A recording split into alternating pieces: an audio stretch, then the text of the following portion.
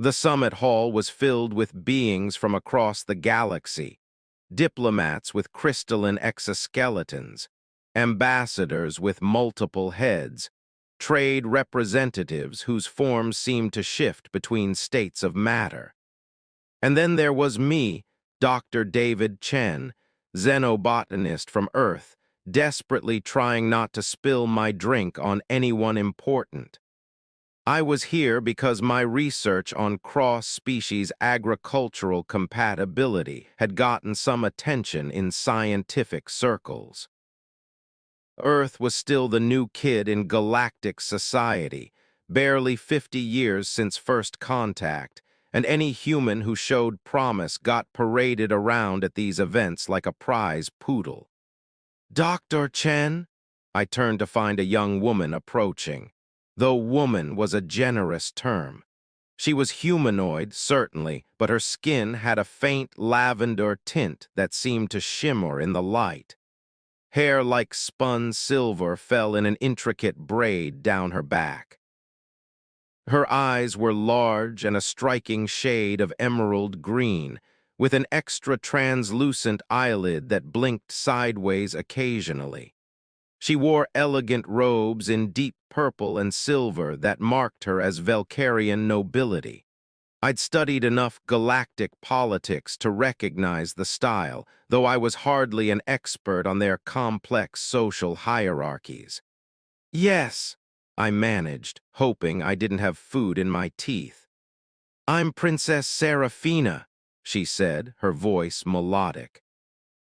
"I've been reading your papers on adaptive nitrogen-fixing bacteria. Your work is brilliant." I blinked. "Read my papers.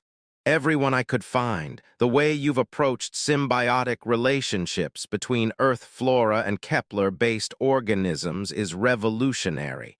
Your proposed framework could solve food security issues on a dozen colony worlds." Her enthusiasm was genuine, her emerald eyes bright with intellectual excitement. "I've actually been developing some theories on how your work could integrate with Velkarian soil rehabilitation projects. Would you have time to discuss it?"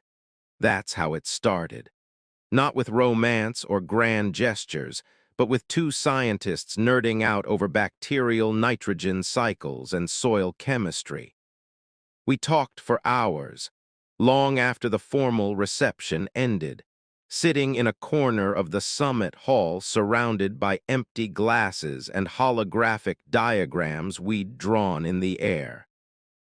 "Your approach to the mineral exchange problem is fascinating," Serafina said, manipulating a 3D model of a root system with practiced ease.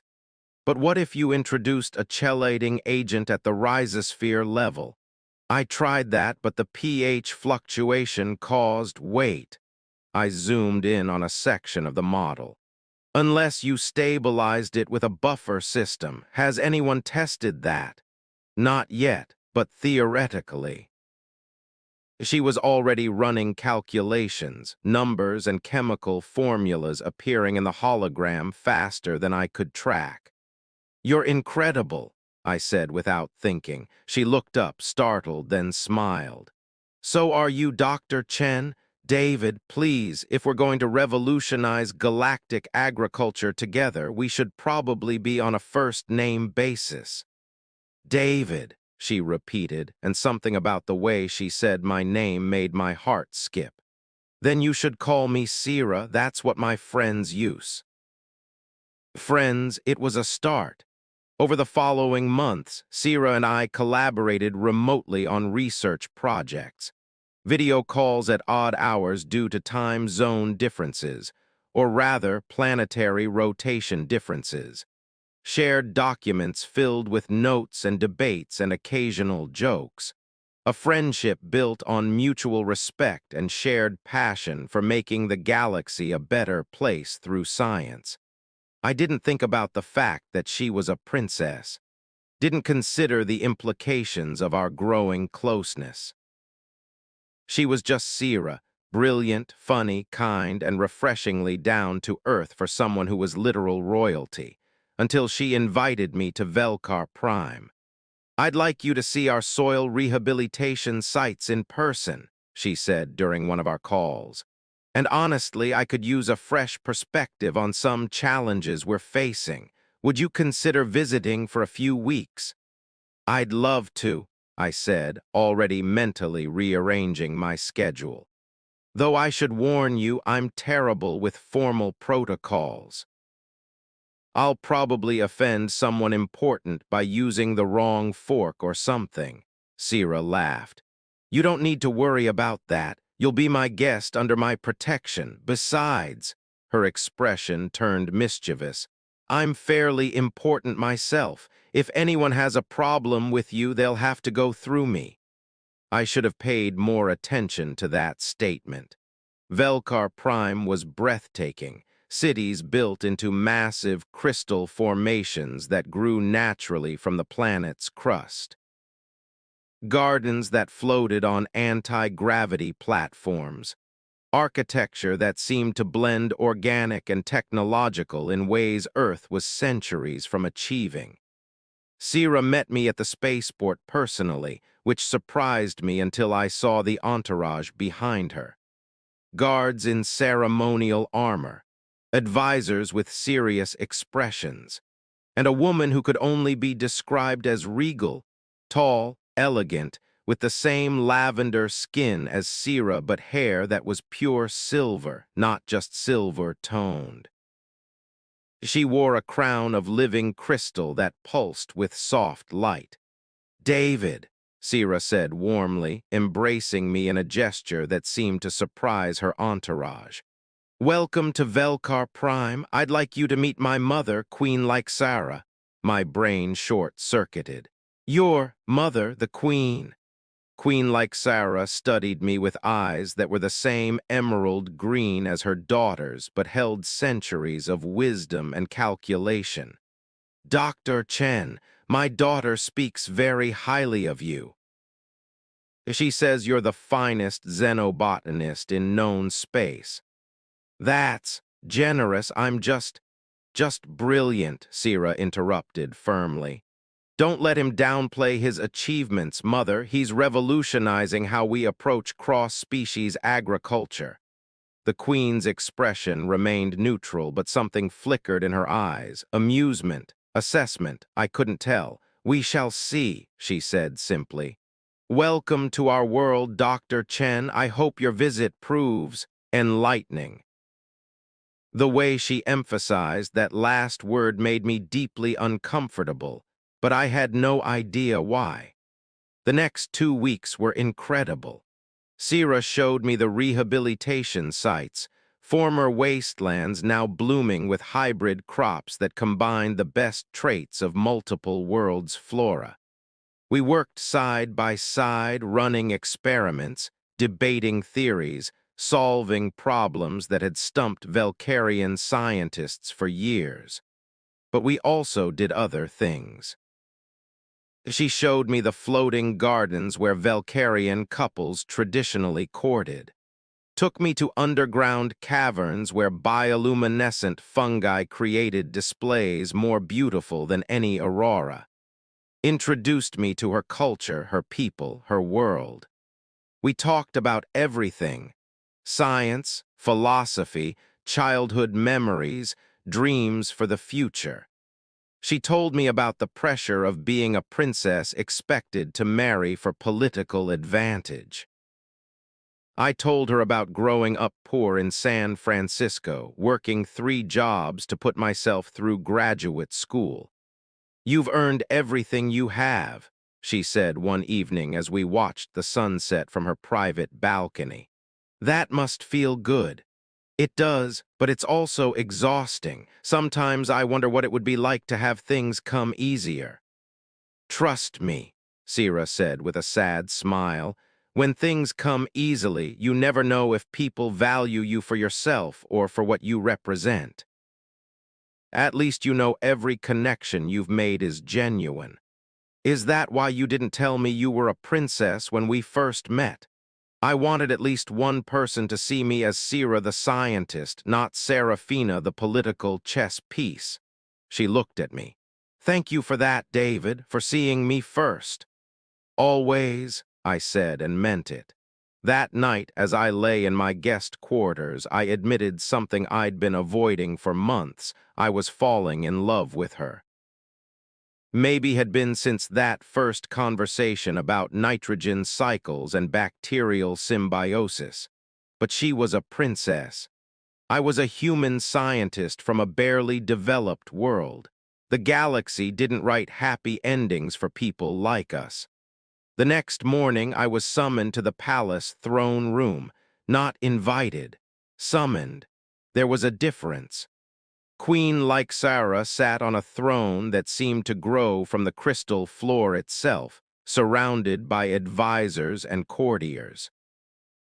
Sira stood to her right, her expression carefully neutral but her eyes worried.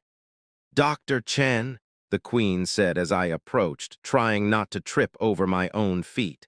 "Thank you for joining us." "Your Majesty," I managed a bow that was probably wrong by Velkarian standards.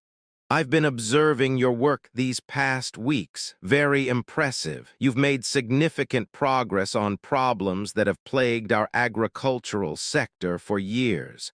She paused. "I've also been observing my daughter. She's happier than I've seen her in years, more animated, more alive." I glanced at Sira, whose lavender skin had darkened slightly. Blushing, I realized. "Your Majesty, I assure you our relationship has been entirely professional." "Has it?" The Queen's tone was sharp. "You spend every waking hour together. You share private meals. My daughter shows you sacred sites reserved for Velkarian courtship rituals. And you expect me to believe this is purely professional?" My heart sank. "I apologize if I've caused any offense. That was never my intention." "Answer me this, Dr. Chen. Do you care for my daughter?" The throne room went silent, every eye fixed on me. I could feel Sira's gaze, desperate and hopeful and terrified. I could lie, could claim it was just friendship and collegiality, could protect myself from whatever political maelstrom I was about to be swept into. But I'd never been good at lying. "Yes," I said quietly. "I care for her very much. She's brilliant, kind, passionate about making the galaxy better.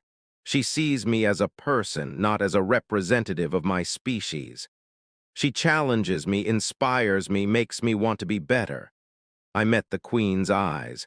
"So yes, Your Majesty, I care for your daughter more than is probably wise given our circumstances." Silence. Long, terrible silence. Then Queen Lyxara smiled. "Good," she said simply.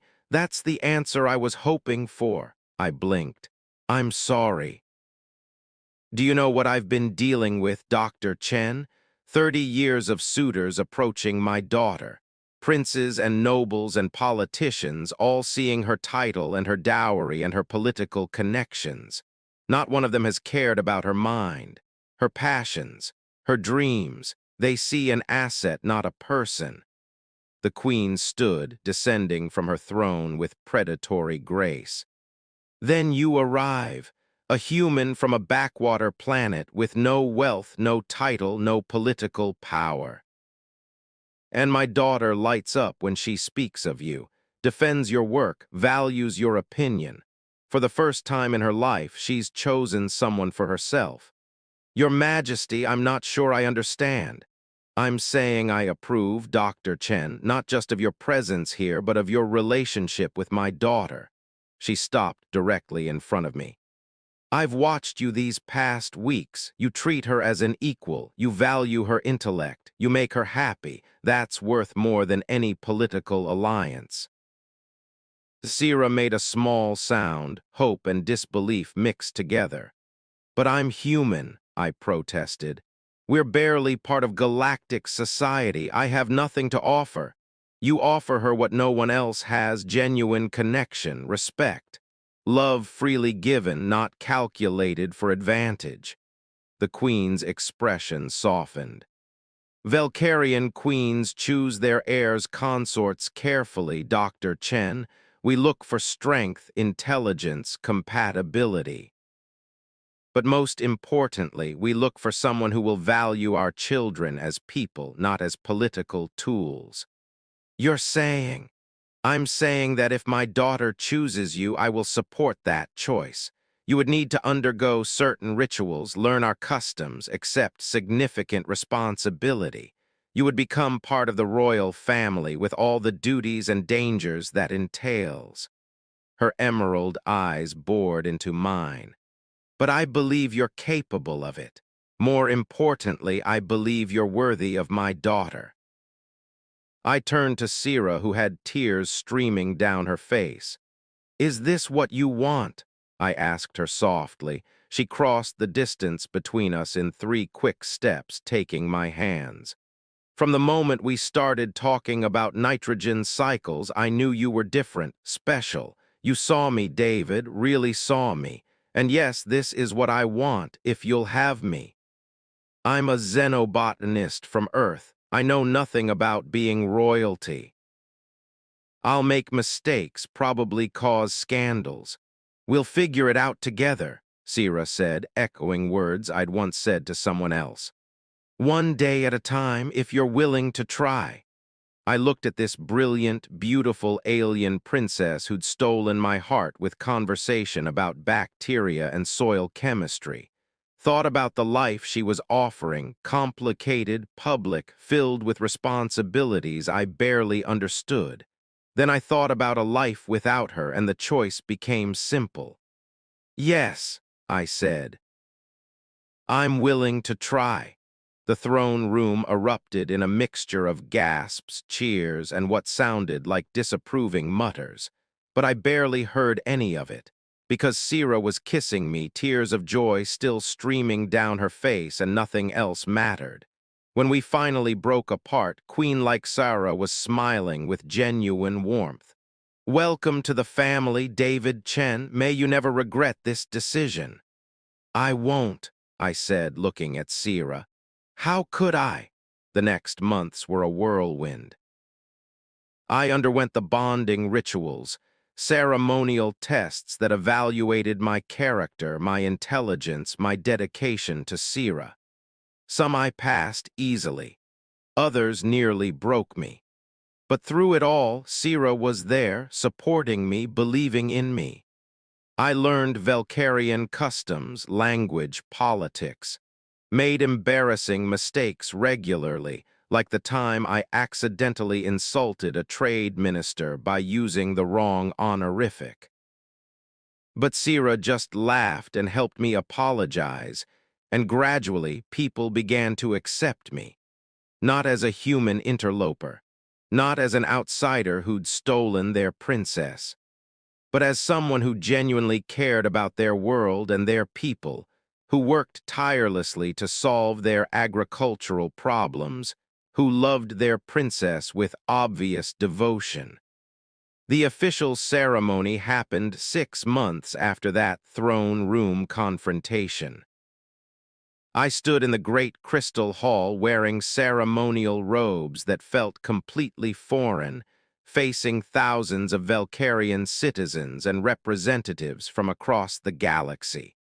Queen Lyxara performed the bonding ritual, binding my life force to Sira's in a way that was both metaphorical and, according to Velkarian belief, literally real.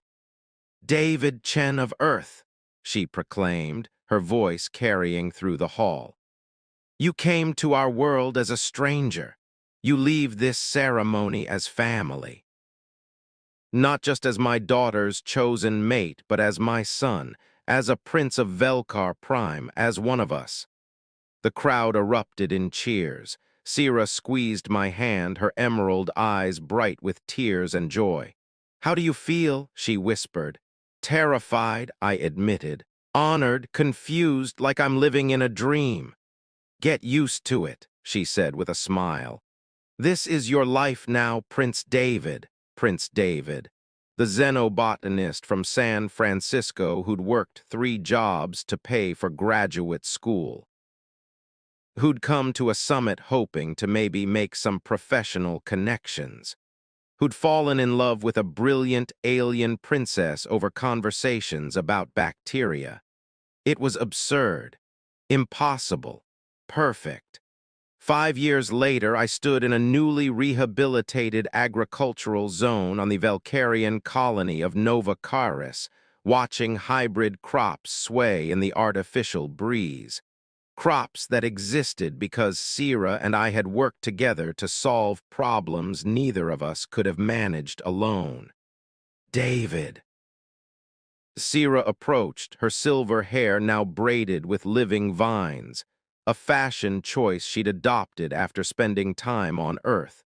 The council is asking about the expansion timeline. Tell them 3 months, same as the last 15 projects. I pulled her close. We make a good team, you know that? I knew it from that first conversation, she said, resting her head on my shoulder. When you didn't care that I was a princess, when all you cared about was whether my theories about chelating agents were sound. To be fair, they were very sound theories. She laughed, the same bright sound I'd fallen in love with years ago. Mother says we're expected for dinner tonight. She wants to discuss the Earth-Velkar cultural exchange program you proposed. Your mother terrifies me. Good, she's supposed to. Sierra pulled back to look at me. But she loves you, you know, says you're the best thing that ever happened to me, that you give me freedom to be myself. That's all I ever wanted, for both of us. A message chimed on my communication device. I glanced at it and smiled. It's from Earth. You see, Berkeley wants to offer us both honorary professorships. They're establishing a joint xenobotany program. Both of us. They said, and I quote, Dr. Chen's work is brilliant, but everyone knows Princess Serafina is the real genius of the team. I grinned. See, your reputation precedes you. Sierra's expression turned mischievous. Should we tell them I couldn't have done it without my brilliant human husband? Absolutely not. Let's preserve your reputation. She kissed me soft and sweet in the middle of our successful agricultural project on an alien world light years from where I'd grown up. I love you, David Chen, my husband, my partner, my chosen one. I love you too, Sierra, my wife, my inspiration, my impossible dream come true. We stood together, watching the crops grow, planning the next project, dreaming about the future. A human and a Valkyrian, a scientist and a princess. Two people who'd found each other across the vastness of space and built something beautiful together. I'd been only human, ordinary, unimportant in the grand scheme of the galaxy, until an alien queen chose me as her son-in-law, and everything changed, not because of titles or status or political maneuvering, but because two people had seen each other, really seen each other, and chosen connection over convenience. Because sometimes the galaxy writes love stories that transcend species, and sometimes a conversation about nitrogen-fixing bacteria leads to forever. I wouldn't have believed it 5 years ago, but standing here with Sierra's hand in mine and an alien sky overhead and a future full of possibilities stretching before us, I believed it completely. Life was strange, wonderful, and full of surprises, and I wouldn't change a single moment.